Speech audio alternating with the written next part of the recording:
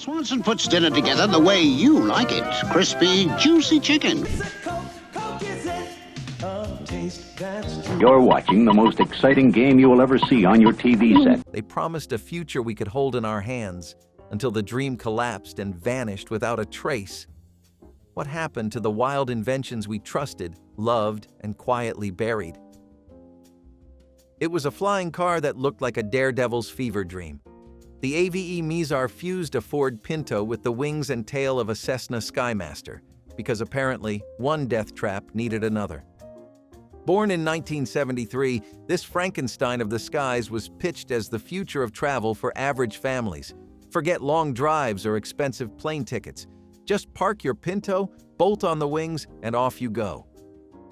People imagined themselves soaring above traffic, skipping morning commutes, and finally owning the future they had only seen in comic books. The dream sold well enough that real investors stepped in and actual flight tests were scheduled with cameras rolling. But whispers of instability, balance issues, and flawed engineering began to circulate among insiders. Still, there was too much money and ego on the line to stop. By the time anyone admitted something was wrong, it was far too late. It sounds charmingly ridiculous today, but at the time, it was marketed as innovation incarnate. The problem was, it never really flew, not safely at least. On its final demonstration flight, the right wing strut detached.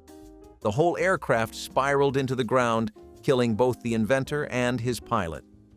The tragedy brought a swift, brutal end to what many considered one of the most daring inventions of the decade. And just like that, the dream of a flying family car was grounded for good. The AVE Misar remains a symbol of what happens when ambition skips safety, and the price we pay for chasing something that should have never left the runway. The Ford Pinto was America's bargain ride with a deadly secret.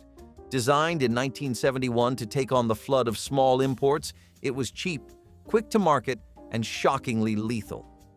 Underneath its compact frame hid a flawed gas tank design that could explode in rear-end collisions. But here's the real kicker. Ford knew. Documents later revealed that the company weighed the cost of human lives against the price of redesigning the car and decided it was cheaper to pay settlements. They even wrote it out in cold, clinical terms. Cost per life, cost per recall, projected savings. The numbers were chilling, and the ethics were non-existent. Crash tests had revealed the issue well before the car went public, but executives pushed it through anyway. For years, the Pinto sat on driveways like any other car until the lawsuits started rolling in. It took public outrage and investigative journalism to force real change. The Pinto became infamous not just for its danger, but for the cold calculation behind it. Families bought it for its price, not knowing they were strapping themselves into a potential fireball. When stories of fiery crashes hit the news, the public outcry was immediate and furious. It became one of the first true scandals of consumer safety, ushering in government scrutiny and a new wave of regulations. The Pinto's legacy is one of betrayal, where affordability came with an unspoken cost. This was not just a bad car, it was a breach of trust that Americans never fully forgave. Betamax was not just a video format, it was a casualty in one of the fiercest tech wars of the 20th century. When Sony released it in 1975, they were convinced it was unbeatable. Better resolution, superior sound, and a sleek design made it the darling of tech enthusiasts. But Sony made a critical mistake. They kept the recording time short and the licensing tight. Meanwhile, their rival, VHS, gave the people what they wanted: longer recording times, cheaper players, and a library of tapes that just kept growing. Sony insisted quality would win out, ignoring the simple truth that people wanted convenience. Blockbuster and rental stores started filling up with VHS titles, leaving Betamax shelves nearly bare. The market turned quickly, and once families committed to a format, they stuck with it. Even professional studios who favored Betamax eventually caved to demand. It became a rare case where the better product lost the war simply because it refused to adapt. Soon, Betamax became the symbol of a brilliant idea that forgot to listen to its audience. It found fans in niche markets and broadcast studios, But for everyday Americans flipping through tapes at the video store, Betamax was just the weird one. As VHS took over living rooms across the country, Betamax faded into a technological ghost, outperformed, outpriced, and outloved. Sony clung to it for years, refusing to admit defeat. But by the time they let go, the world had already moved on. A sharper picture meant nothing if no one was watching. The AMC Gremlin was supposed to be a hero of American thrift, bold, compact, and proudly different. What we got instead was a stubby little oddball with a name that practically begged for ridicule. Launched on April Fool's Day in 1970, it was meant to beat the foreign compacts flooding the market. But from the start, it looked off. The rear was chopped flat like someone ran out of budget midway through the blueprint. Inside, it felt like the engineers had been forced to improvise everything on the spot. Seats were uncomfortable, the dash was cluttered, and every corner creaked under pressure. Owners reported breakdowns and strange handling issues as early as the first year. And then there was the rust, aggressive, fast-spreading, and merciless. Within a few winters, many Gremlins were already falling apart. Drivers complained about rough handling, awkward weight distribution, and cheap interiors. Yet somehow, it sold. Maybe it was the price. Maybe it was national pride. Maybe it was just the 70s. But love quickly turned to regret. Rust came quickly. Engine troubles were common, and the car's quirky charm faded the moment it needed repairs. AMC bet big on a car that felt more like a rushed prototype than a finished product. Today, the Gremlin is more of a punchline than a collector's item, a strange little box on wheels that reminds us how desperation and design rarely mix. Gerber thought single adults wanted to eat like babies. In 1974, the baby food giant launched Gerber Singles, glass jars filled with pureed meatloaf, spaghetti, and other soft, mushy meals. For grown-ups. The logic was clear enough. Young professionals were living alone, cooking less, and shopping small. But nobody, not even in the strange, convenience-hungry 70s, wanted to eat meat paste in a nursery jar. There was no mistaking the look. It was identical to the baby food aisle, and no amount of rebranding could shake the association. People joked that you had to burp yourself after dinner. Focus groups reportedly laughed out loud during testing, and not in a good way. What Gerber thought was a niche need turned out to be a marketing misfire of legendary proportions. The packaging screamed infant formula. The contents looked like leftovers from a sick day. It bombed instantly. Consumers laughed, gagged, and moved on. Even the commercials had a weird, patronizing tone, as if adulthood was just a bigger diaper away. Gerber pulled the product from shelves and tried to forget it ever happened. But the memory stuck. To this day, Gerber Singles is brought up in marketing classes as a perfect example of how not to read your audience. They tried to feed nostalgia and got nothing but stomach-turning rejection. Joseph Newman was either a visionary or a brilliant con artist. In 1979, he introduced the world to his energy machine, an invention he claimed could produce more energy than it consumed, a perpetual motion device, the holy grail of science. The problem? Physics said no. So did the United States Patent Office. So did every independent lab that examined it. But Newman was relentless. He held public demonstrations, filed lawsuits, even ran for Congress to get attention. For a while, he became a cult hero for anti-establishment thinkers and fringe scientists. He spoke with absolute conviction, standing beside his whirring contraption like it was a gift from the future. His charisma made people forget the laws of thermodynamics, or at least question them. Some followers were so convinced, they poured their savings into supporting him. But when pressed for consistent, scalable results, Newman dodged specifics and shifted blame. What was pitched as a breakthrough started to look more like a sideshow. But time exposed the machine for what it was: a noisy, oversized magnet that made grand promises and never delivered. Newman's machine never powered a home, a town, or even a toaster. Still, it captured the spirit of a decade desperate for energy alternatives and tired of institutional control. A symbol of rebellion. built on empty promises. The Mutron Gizmotron sounded like something out of a science fiction comic, and in a way, it was.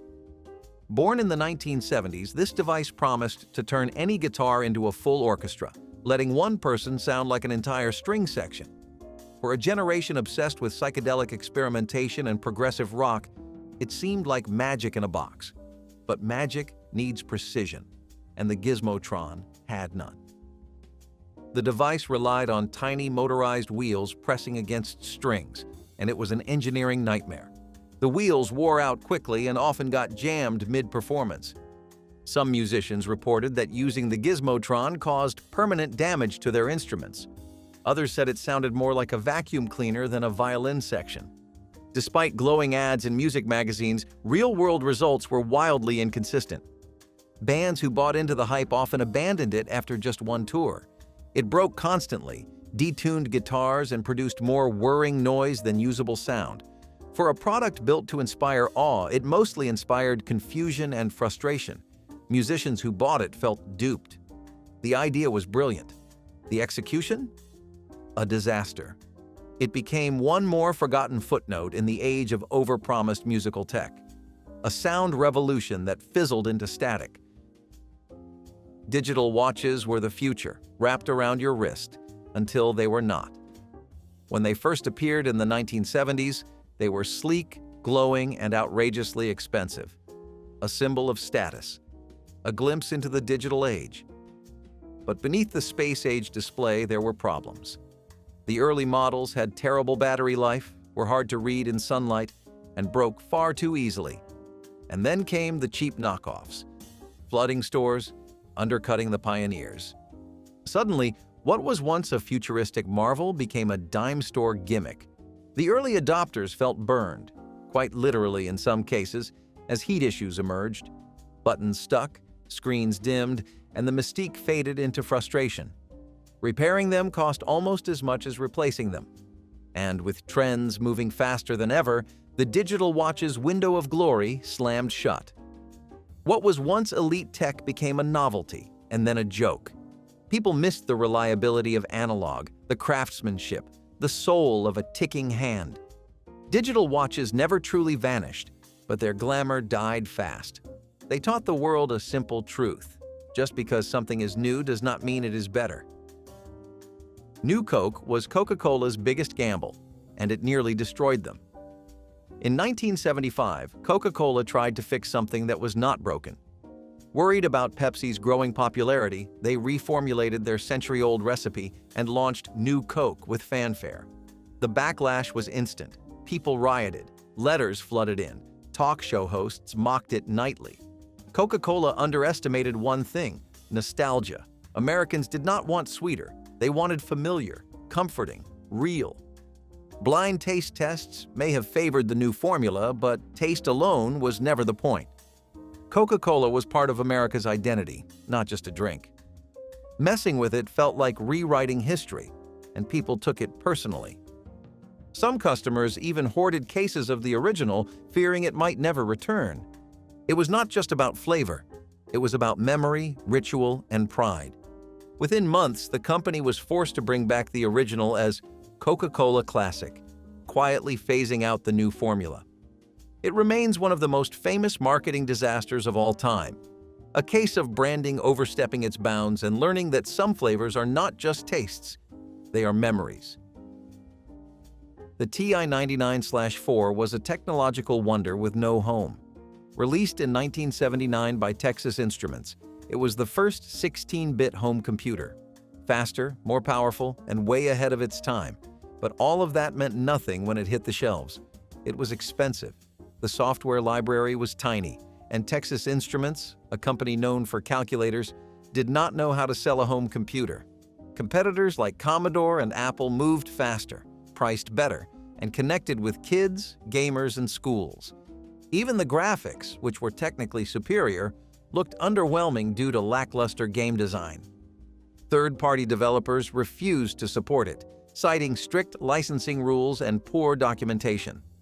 Meanwhile, marketing focused on specs no average family understood or cared about. When people went shopping, they looked for fun, not tech jargon. and tea. I never delivered that joy. The few who owned one often found themselves isolated from the broader computer boom. The TI-99 became an orphaned machine, powerful on paper, ignored in practice. It showed how even the best hardware cannot save you if nobody shows up to play. Microwavable television dinners were supposed to be the end of cooking as we knew it. Just pop one in, wait a few minutes, and voila, dinner was served. In theory, it was the American dream in a tray. But the reality was soggy peas, crusty edges, and meat that tasted like wet cardboard. These meals arrived in the 1970s as microwave ovens became household essentials, promising convenience during a time of rising dual-income families and vanishing kitchen rituals. But taste? That was sacrificed at the altar of speed. The food came out unevenly cooked, rubbery, or just plain unrecognizable. You could bite into one corner and burn your mouth, then hit the center and find it frozen. Even the texture of the mashed potatoes often resembled damp cardboard more than actual food. The tray looked like something you would find on a space station, and not in a good way. Still, the ads kept smiling, as if anyone had ever been proud to serve turkey with neon gravy. The meals lingered in freezers across the nation, more of a last resort than a mealtime revolution. In the end, the microwave dinner's biggest flaw was that it asked Americans to trade in their traditions for tasteless efficiency, and most of them realized sooner or later that not every shortcut is worth it. Clairol wanted to reinvent personal care by adding yogurt to shampoo. Yes, yogurt. Their Touch of Yogurt shampoo hit shelves in 1979 with the promise of soft, nourished hair thanks to the same stuff you put in your breakfast bowl. But consumers were not sold. In fact, many were just confused. Some thought it was edible. Others were grossed out by the idea of rubbing dairy into their scalps. The entire campaign backfired when people began calling it breakfast for your head. Focus groups reportedly responded with more laughter than interest, and not the kind Clairol was hoping for. And the name did not help. Touch of Yogurt sounded more like a brunch item than a beauty product. The marketing was off. The packaging looked strange. And the scent? Well, let's just say it was not exactly head-turning in the right way. The shampoo was yanked off shelves shortly after its release. It never stood a chance in a market that was still clinging to the fresh, floral image of hair care. Yogurt, it turns out, belonged in the fridge, not the shower.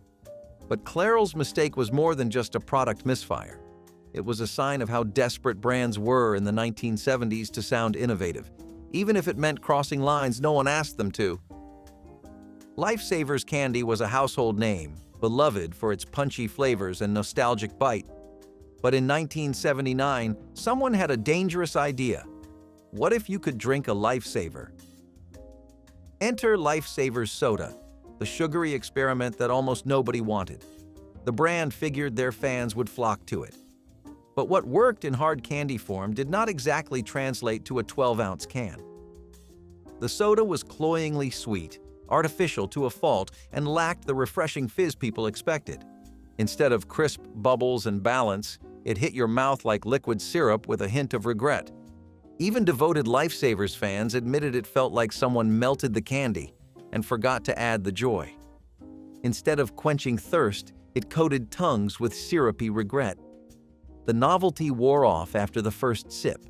Parents hated it, kids got bored, and stores stopped reordering it. Even the colorful cans could not save it from oblivion. It vanished as quickly as it arrived, leaving behind little more than a cautionary tale. Lifesavers Soda is a perfect example of brand overreach. Just because people love the candy does not mean they want to drink it. It tried to bottle up nostalgia, and all it did was leave a weird taste in everyone's mouth. The Smiley Face was once the most contagious symbol of joy on the planet. In the 1970s, it was everywhere, on buttons, shirts, lunchboxes, and posters. A yellow circle with two black eyes and a crooked grin. It felt harmless, cheerful, almost too cheerful. But then came the flood. Every company wanted a piece of it. Stores were drenched in smiley merchandise to the point of absurdity. It became so overused that even children began rolling their eyes at it. What began as a symbol of happiness turned into a corporate stamp of artificial positivity. What was once a novelty became a cliché. And something strange happened. People started to hate it. The face felt forced, fake, overused. What once sparked a smile now provoked an eye roll. It became the corporate mascot of manufactured happiness, a shallow grin slapped on everything from cereal boxes to bathroom walls. In the end, the smiley face was a victim of its own success. The culture that loved it buried it under mountains of cheap products. It did not just fade, it became annoying. And that might be the most tragic thing of all. Joy losing its meaning because we tried to sell it too much. Clackers were supposed to be fun. Two hard acrylic balls on a string, swung rhythmically so they clacked against each other in a hypnotic, satisfying beat. Kids in the 1970s were obsessed. The sharper the noise, the cooler you were. But what started as a harmless craze quickly turned into a hazard. Those acrylic balls could shatter, fast. Clackers sent shards flying into faces, eyes, and classrooms. The sound that once meant fun suddenly meant danger and lawsuits. Parents went from buying them in toy aisles to pulling them out of garbage disposals and emergency rooms. Emergency rooms took notice. Parents panicked. Schools banned them. The federal government stepped in. And just like that, clackers were gone. Recalled, removed, and remembered only as a fleeting fad that turned dangerous almost overnight. They were the embodiment of the 70s toy market. Bold, noisy, colorful, and absolutely unconcerned with safety. Until they had to be. Clackers did not just fail. They shattered the illusion that every toy was safe just because it was fun. Pong was not just a game, it was the beginning. A single blip bouncing between two lines. Atari's Pong console captured the imagination of a generation and launched the home video game revolution. But the magic did not last. By the end of the 1970s, Pong consoles felt like relics. They only played one game, one mode, one sound. Meanwhile, other companies were releasing systems with cartridges, colors, and actual characters. Pong looked like a dinosaur trying to play tennis. Sales plummeted. Atari moved on, and so did everyone else. Pong remains iconic, but only as a memory. Something we remember with a smile, not something we still play. It proved that innovation can open the door, but it cannot hold it forever. The future came fast. Pong just could not keep up. In the 1970s, SodaStream was like science fiction for your kitchen. One machine, one press of a button, and suddenly you had homemade soda. No more trips to the store, no more flat drinks, just bubbles on demand. It was a hit in the United Kingdom and made its way into curious American homes. But the excitement fizzled fast. The flavor options were limited. The carbonation was weak, and the machine itself was bulky and oddly industrial. It never quite became a staple. The novelty wore off and people returned to their reliable canned sodas. It would take decades before a sleeker, redesigned SodaStream could win back the crowd. But in the 1970s, it was just another well-meaning gadget that promised the world and barely delivered a fizz. Silly String was a party trick turned cultural phenomenon. Shake the can, press the nozzle, and out came a neon string of foam that squiggled across rooms, faces, and furniture. It was absurd. It was hilarious. It was everywhere. But then came the cleanup. Silly String stuck to walls, stained carpets, and ruined clothes. It gummed up electronics and dried into something that resembled melted plastic. Cities banned it from parades. Schools outlawed it from parties. And suddenly, what was once fun became a nuisance. Manufacturers insisted it was safe. Parents begged to differ. The product never vanished completely, but its golden age came and went in a flash. Silly String is a reminder that not every good time ages well, and some messes just are not worth it.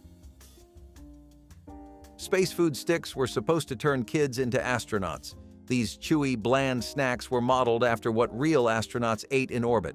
Packaged like a scientific marvel, they were marketed as futuristic fuel for the next generation. But kids were not impressed. The sticks tasted like vitamins wrapped in rubber. The texture was odd. The flavor was barely there. And once the space race lost its momentum, So did the excitement around eating like an astronaut. Moms stopped buying them. Kids stopped asking. Space food sticks drifted into snack oblivion, remembered only by those who were too curious to resist trying them once. It was a snack built on novelty, not taste. And novelty, like zero gravity, does not hold you for long. Digital alarm clocks in the 1970s looked like the future. Glowing red numbers, sleek plastic shells, and the promise of never oversleeping again. But their beauty ended at the display. Early models were notoriously unreliable. They lost time. The buttons jammed, the displays flickered, power outages wiped their memory clean. Worse still, some clocks emitted a constant low hum that kept light sleepers wide awake. People missed their appointments, kids missed their school buses, and the trust quickly faded. These clocks were not yet the dependable bedside companions we know today. They were experiments, and we were the guinea pigs. In the rush to digitize everything, we forgot that sometimes the old ways, like winding up a solid analog clock, worked just fine. Digital alarm clocks failed not because they were too advanced, but because they were not ready. Bubble memory was supposed to revolutionize data storage. In the 1970s, computer scientists hailed it as the future, the thing that would replace tape reels, floppy disks, and all the clunky, fragile methods we use to store information. It had one major selling point: non-volatility, meaning you could turn off the power and the data would still be there. That was magic back then. Tech companies rushed to invest. Headlines called it the next big thing. But reality moved slower, much slower.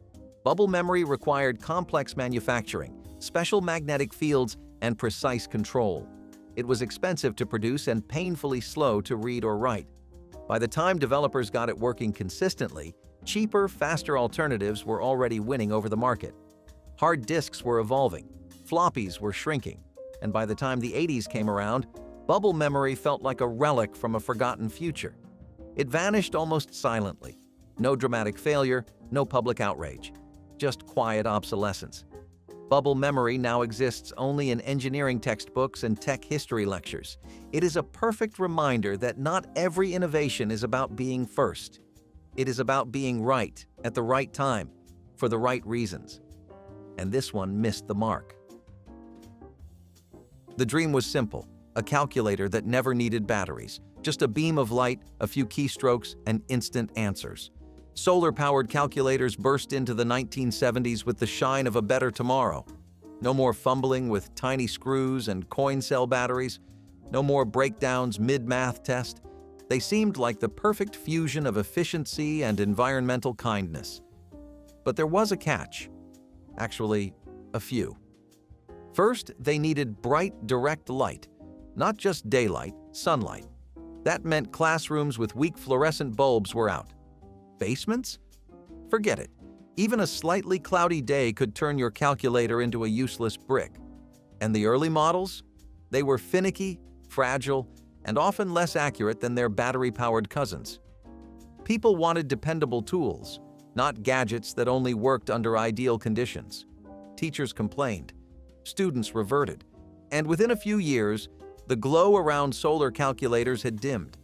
They stuck around, sure, but mostly as novelties or backup devices, never the essential breakthrough they were meant to be. Today, they still exist in some form, usually as a secondary feature rather than a defining one. They taught us something important. Great ideas need great execution, and sometimes the sun just is not enough. There was a time when the voice of America crackled through the static. Breaker 19, this is Lucky Eagle. You got your ears on? Citizen band radios, or CB radios, became the unofficial soundtrack of the open road in the 1970s. Truckers had used them for years, but suddenly everyday drivers, housewives, teenagers, even kids wanted in. It was social media before social media, but with nicknames, code language, and a whole lot of attitude. You did not just talk, you broadcast.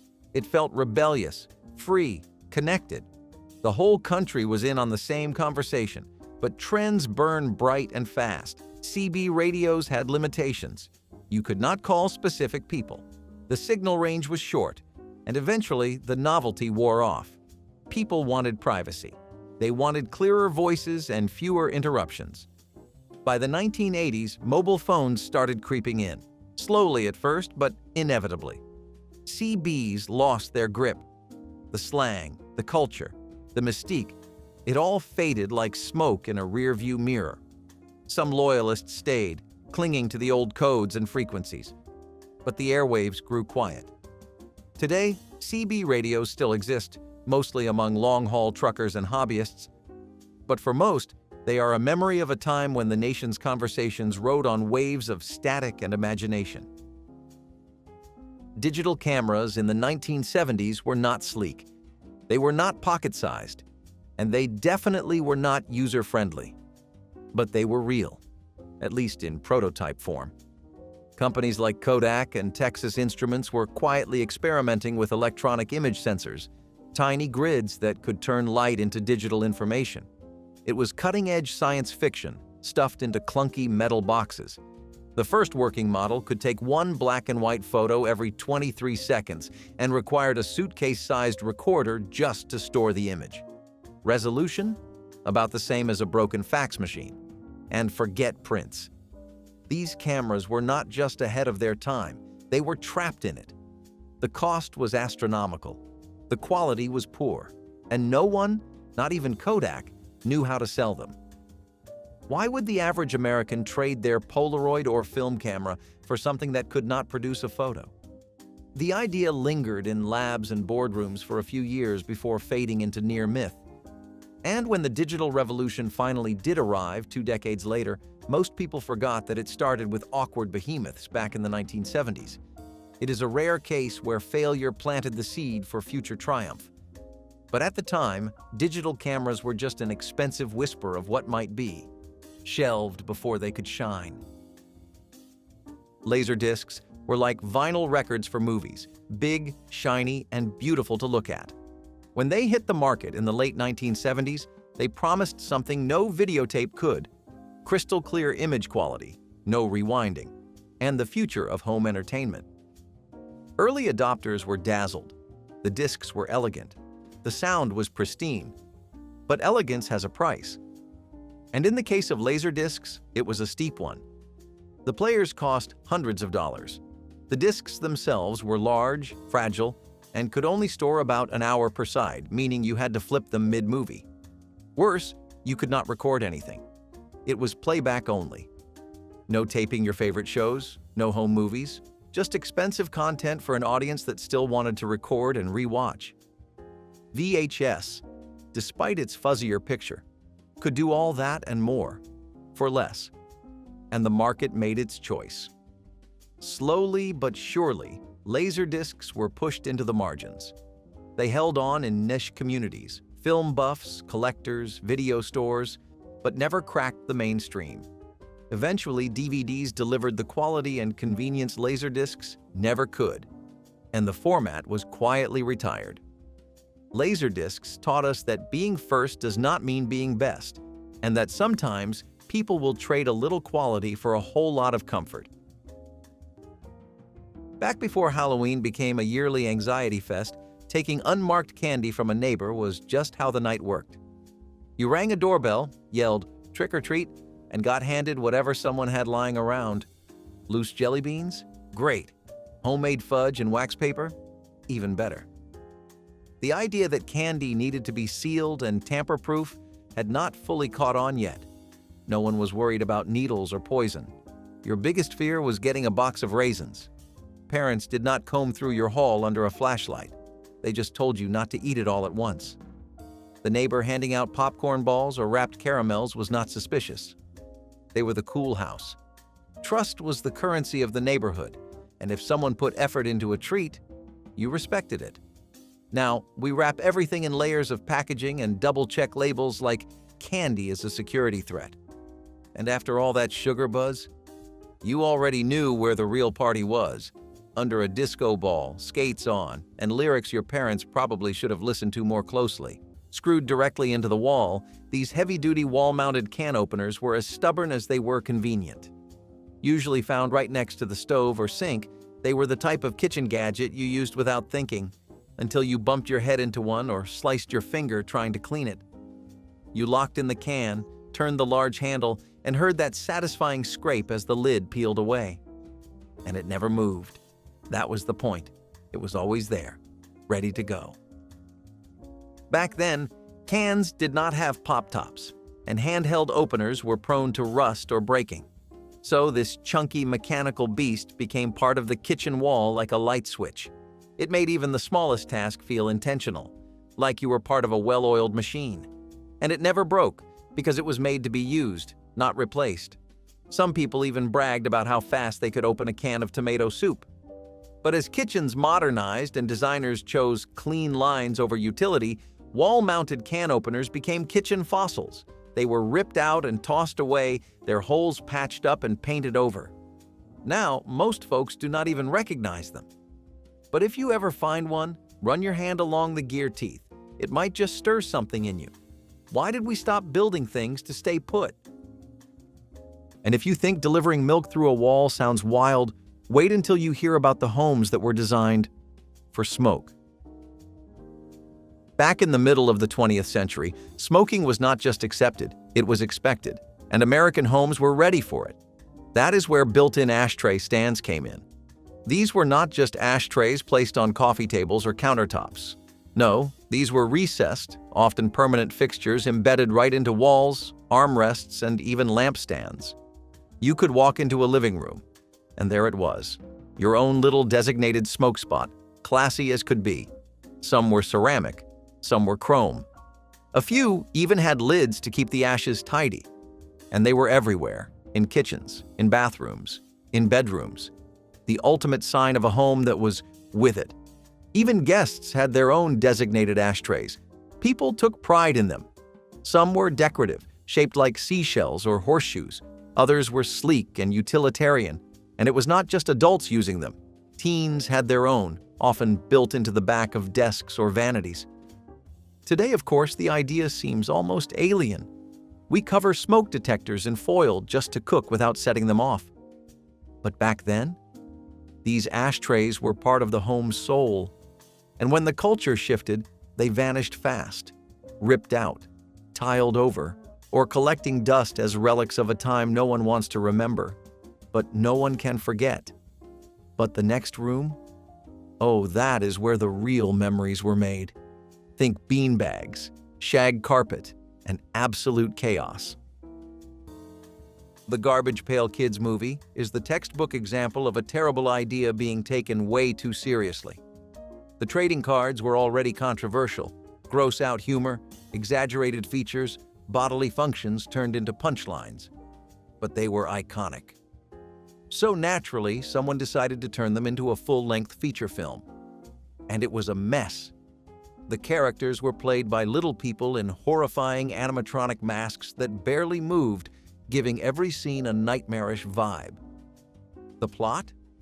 A vague attempt at a coming-of-age story with elements of science fiction and slapstick comedy, all of it soaked in questionable effects and even worse acting. Even die-hard fans of the cards walked out of theaters feeling like they had just lost a piece of their childhood. Critics called it one of the worst films ever made, and audiences agreed. It tanked at the box office, vanished from theaters, and was quietly swept under the rug. The only thing this movie managed to accomplish was proving that not all nostalgia belongs on the big screen. But if you think that was a bitter taste, just wait until we talk about a candy bar that tried to be classy and ended up at the bottom of the vending machine. Behind the smooth cabinet doors of many mid-century kitchens hid a surprising tool, a pull-out dish drainer that lived inside the wall. After washing dishes, you would slide out the rack, load it up, and let everything drip dry behind closed doors. It kept counters clear, made the kitchen look tidy, and gave a sense of order that matched the rest of the house. Some even had small trays underneath to catch the water. It was not about hiding the mess. It was about making space feel peaceful. When plastic racks and countertop drainers became standard, these hidden drying systems quietly disappeared. New kitchens no longer had room for them, and they were hard to clean and prone to mold. But there was something thoughtful about them. something neat, something kind of charming. Now, we just pile dishes in the sink or leave them out for hours. The idea of drying dishes out of sight feels like something from a different era, one where appearances mattered, but so did small comforts. What else have we stopped tucking away for the sake of convenience? It was the original shortcut for busy kitchens, long before microwaves or DoorDash deliveries. Right there in the wall, usually between the kitchen and dining room, was a little opening known as a pass-through window. Not big enough to walk through, just big enough to pass a steaming pot of mashed potatoes or a stack of plates. It was part convenience, part conversation starter, and part dinner-time drama stage. You could poke your head through and call out, "Who wants seconds?" Or you could slide a dish over without juggling it across the carpet. In bigger homes, they were framed out in wood or tile with little ledges to rest a casserole on. In smaller homes, they were purely functional, a hole in the wall that saved mom 10 steps at every meal. Some even had shutters or swinging doors, so you could close the kitchen once dinner was served. But eventually, open-concept living took over. People tore down the wall entirely instead of carving a window into it. And just like that, the pass-through became passé. Still, it had its charm. It turned dinner into a kind of performance. But if passing potatoes through a hole in the wall sounds odd, imagine burning your garbage in a machine tucked right next to the toilet. Because in 1969, American Airlines launched a waiting list for commercial flights to the moon. No joke. People were lining up to get their names on this list. The idea was simple. We made it to the moon, so the next logical step was to sell tickets. Over 90,000 people signed up, excited about the idea of sipping martinis in zero gravity and watching the Earth rise outside their window. And Pan Am treated it like a real thing. They issued membership cards, called it the First Moon Flights Club, and promised that when the day came, they would call. The only problem? There was no plan, no actual timeline, no spaceship. It was a publicity stunt that spiraled out of control. People bought into the dream hard, and Pan Am was not about to correct them. When the company went bankrupt in the 1980s, it had never even started building anything to take people to space. The dream fizzled out, but it proved just how hungry the world was for a taste of the future. And nowhere was that hunger more obvious than in people's homes, where they tried to bring cinema magic to life with a machine the size of a small refrigerator. Before Bluetooth speakers and smart home assistants, there was the built-in wall radio. Usually installed near the phone nook or tucked into a panel above the kitchen counter, this was your portal to the world. With one turn of a giant knob, you could get the weather, farm reports, school closings, or your favorite midday jazz station. Some had small intercom buttons for calling upstairs or out to the garage. It was kitchen multitasking before anyone used the word. Moms would hum along while stirring soup or call the kids for dinner through the built-in speaker. You knew what time it was by the voice on the radio, not your phone. It was the soundtrack of daily life, soft static, local news, and old familiar jingles. Even the quiet moments felt fuller with it playing in the background. But as media moved to TV, then to handheld devices, these built-ins became obsolete. Wires were cut, faces painted over. Now, if you find one in an old house, it looks like a forgotten control panel from a spaceship. Once, it brought life into the kitchen. Now, it is just a silent square on the wall. We carry entire sound systems in our pockets today, but they do not echo down the hallway the same way. What did we lose when the kitchen stopped singing? Once upon a time, you did not just decorate your bathroom, you committed to it. We are talking full-color, floor-to-ceiling, single-shade devotion. Pastel pink, mint green, baby blue, or the ever-famous avocado, these were the color-coordinated bathroom suites of the 1950s through the 1970s. And when we say coordinated, we mean everything. The toilet, the tub, the sink, the tile, sometimes even the toilet paper, matched like a showroom display. First Lady Mamie Eisenhower helped popularize the trend with what people dubbed Mamie Pink. Entire homes were built with these candy-colored palettes baked into their bones. But of course, color trends change. What once looked stylish and luxurious now feels a bit like stepping into a cartoon. As minimalism took hold in the 1990s and 2000s, bold bathroom hues were slowly wiped away, replaced by whites, grays, and beige. Still, those vivid bathroom suites had a kind of joy to them. They made you feel something, even if that something was confusion. And if the color did not impress you, the next home feature definitely would, especially if you ever hated carrying a heavy laundry basket down the stairs. Muscle pants for kids, that was the pitch. Somewhere, a grown-up looked at a child and said, "You know what this kid needs? Pants that scream steroid energy." These were Zubaz-style leggings with wild patterns and stretch material designed to mimic the bodybuilding look of adult gym rats. Except they were made for children. The problem was not just the patterns, which, by the way, included everything from neon zebra stripes to camouflage lightning bolts. It was that kids had no idea how to wear them. The pants were often too tight or too loose, and they came with this weird fake athletic vibe that clashed hard with the Sesame Street lunchboxes. These pants were a hard no. Schools started quietly banning them for being distracting, and parents got tired of explaining to teachers that no, their child was not training for a junior weightlifting championship. They were just victims of 1980s fashion. The trend came and went faster than you could say bicep curl. But speaking of trying too hard to look futuristic, let us talk about the time Atari thought your forehead could play video games. Tile countertops used to be the envy of every stylish post-war kitchen. Bright turquoise, sunny yellow, or soft pink ceramic tiles lined the counters like a checkerboard of domestic optimism. But the secret every home cook knew was this: those grout lines were a menace. They absorbed spills, caught crumbs, and stained faster than you could scrub. You might as well have been cooking on a tiled floor.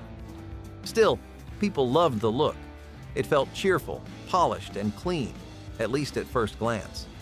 The tiles were cool to the touch and easy to replace if one chipped. You wiped them down after every meal, but somehow they still told the story of every spill and every stir. Those stains were not just grime, they were memories set in stone. But no matter how often you scrubbed with baking soda and vinegar, the grout lines always seemed a shade darker than the day before. Eventually, the shine wore off. Laminate, granite, and seamless solid surfaces took over. You could wipe once and be done. No more grout brushes, no more bleach, but something about those tile counters still lingers in the memory. They were imperfect, yes, but also warm and lived in. Kitchens where birthday cakes were frosted and Sunday gravy simmered for hours. When did spotless surfaces become more important than stories? Bathroom incinerators were exactly what they sound like: tiny metal boxes installed near the toilet, designed to burn trash right on the spot. Sounds efficient, right? Maybe. But also, just a little bit terrifying. These units were popular for a short time in the mid-20th century, mostly in homes that were obsessed with cutting-edge convenience.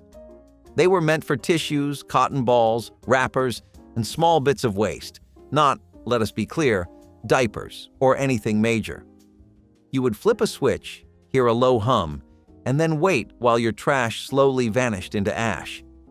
It was like having a personal bonfire inside your bathroom. Some even came with a little chimney that vented outside. Of course, the smell was something.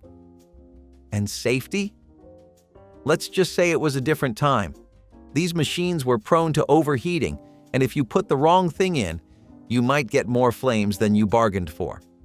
Eventually, people realized that trash cans and weekly pickups were a whole lot safer, so the bathroom incinerator quietly disappeared, along with the era of lighting your garbage on fire next to your shampoo.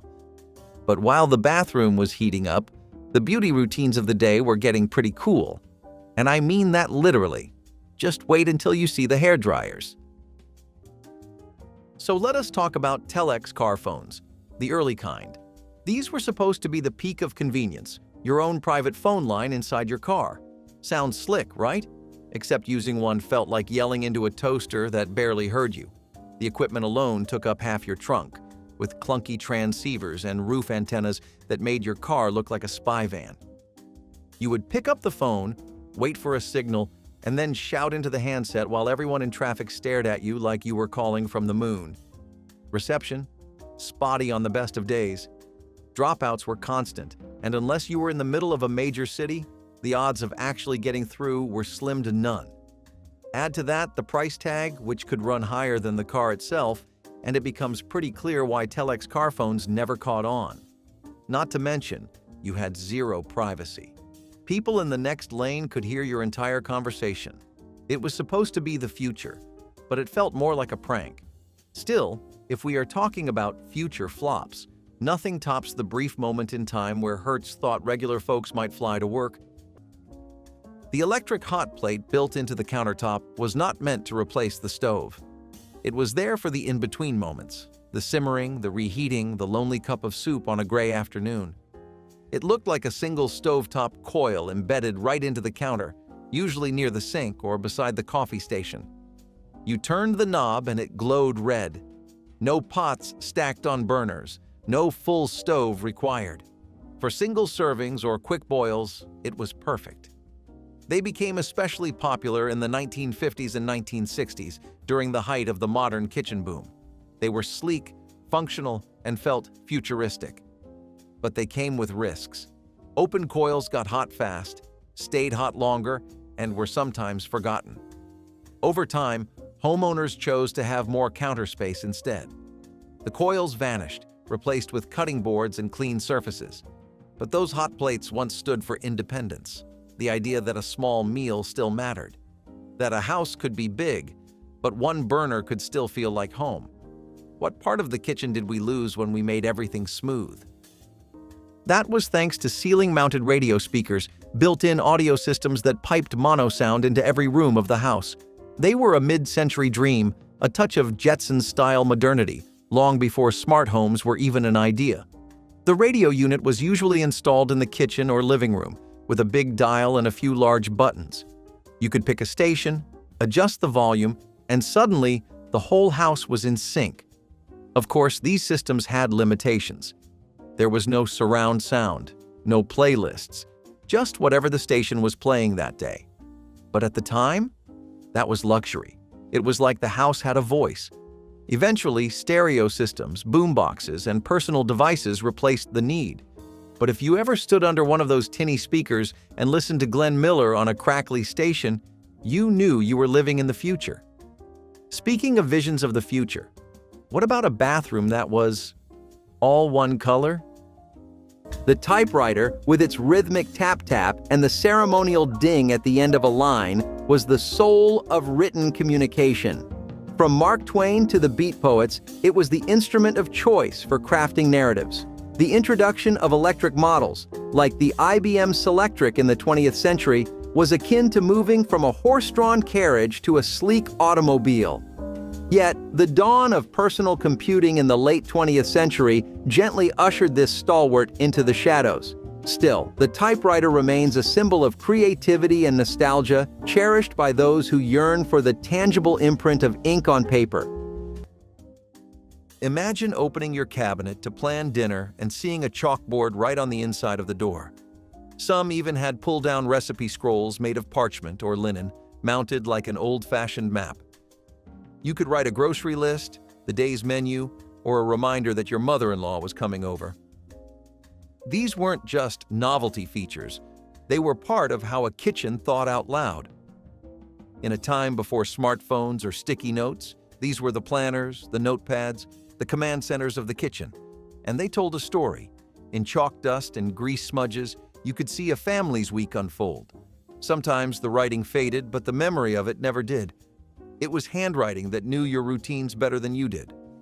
Eventually, they faded out. Whiteboards came in, then apps, then voice memos. Cupboards no longer had messages waiting. Now, kitchens are silent and glossy, all smooth wood and cold steel. No one scribbles meatloaf tonight inside a drawer anymore. The charm is gone, and so is the handwriting. But in old kitchens, those chalk smears still whisper what once was. When did we stop writing things down where it mattered most? Walk into an old house and open a closet door, and you might get hit with a smell that is oddly comforting. Woody, warm, a little spicy. That would be cedar, not a scent diffuser, not a spray. Actual cedar wood, lined across the walls of the closet from top to bottom. These cedar-lined closets were the silent guardians of America's wardrobes. They protected against moths, mildew, and musty smells.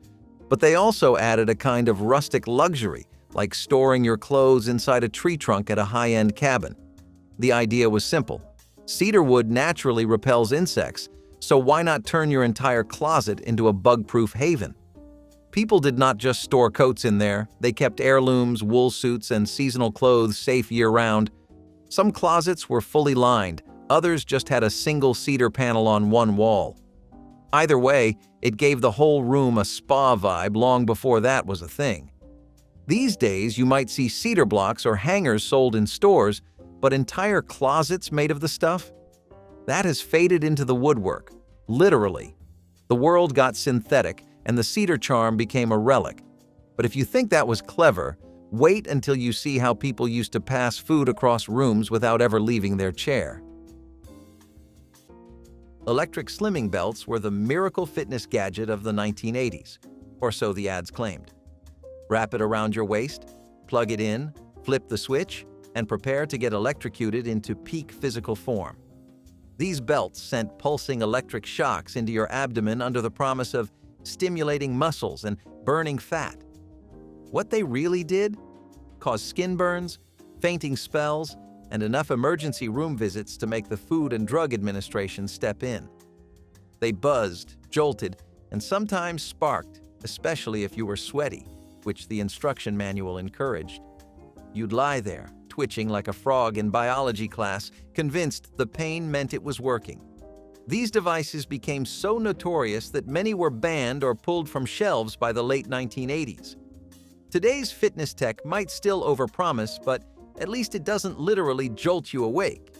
Unless you miss the 1980s, in which case, wait until you see what they handed to kids in the toy aisle next. A survival knife inspired by Rambo. Because what could go wrong? There was a time when scooping flour or sugar straight from a bag was considered messy, even unsanitary. So someone had a brilliant idea. Deep wooden drawers fitted with smooth metal bins and little mounted scoopers. You would slide it open, scoop out just the amount you needed, and close it back up. No spills, no waste. It was clean, it was fast, and it made you feel like a proper baker. These drawers usually lived near the stove or prep station, and they made baking feel like a craft, like painting, but with cinnamon rolls. Every scoop felt intentional, like part of a recipe passed down through hands and time. You measured with care, not just precision. But with the rise of pre-measured mixes and bagged ingredients, the scoop drawer lost its place. Newer kitchens skipped the installation, and old ones were remodeled with plain cabinets. The bins got dusty. The scoops went missing. Now, most people would not even recognize the little hooks inside, let alone know what they were for. But they once made cooking feel personal and precise. You measured by feel, by weight, not by printed numbers on the back of a pouch. What have we traded away in the name of convenience? Before there were curling wands, flat irons, and hair straighteners with 10 settings, there was one holy grail of home beauty, the built-in hairdryer chair. That is right, just like the ones at the salon. These were dome-shaped dryers, fixed right into vanities or dressing tables, and they were everything. Sit down, flip a switch, and suddenly your head was enveloped in a low hum of warm air. These machines were especially popular in the 1950s and 1960s when hairstyles like the beehive or the bouffant required serious volume and serious time. The dryers were sleek, futuristic, and a little noisy, but they got the job done. Housewives would sit under them while flipping through magazines, sipping coffee, or catching up on the neighborhood gossip. Some units were even foldable, tucking away neatly when not in use. Today, we think of beauty appliances as portable and handheld. But back then, hair care was an event, and the home adapted accordingly. These built-in dryer chairs turned the average bathroom into a personal beauty parlor. Sadly, they went the way of Aquanet and home perms. But speaking of gossip, let us head into the hallway because the next stop is where stories were shared, secrets were spilled, and teenage hearts skipped a beat. Yep, You heard that right.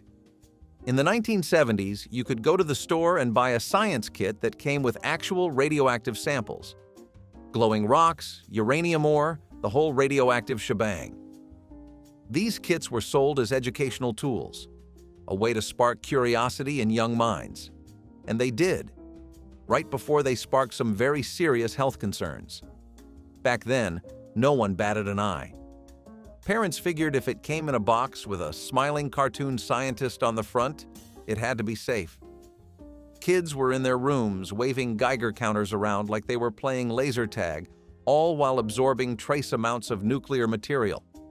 It was science. It was cool. It was totally wild. Of course, by the time the risks caught up to the curiosity, these kits had already found their way into thousands of households. That glow-in-the-dark magic? Yeah, turns out it was not so magical after all. But if you thought glowing uranium in your closet was risky, wait until you hear what people kept in their trucks, in full view, completely unlocked, and nobody cared. If one of these flops made you laugh or think, drop your favorite in the comments, hit like it's 1979, and subscribe for more forgotten history.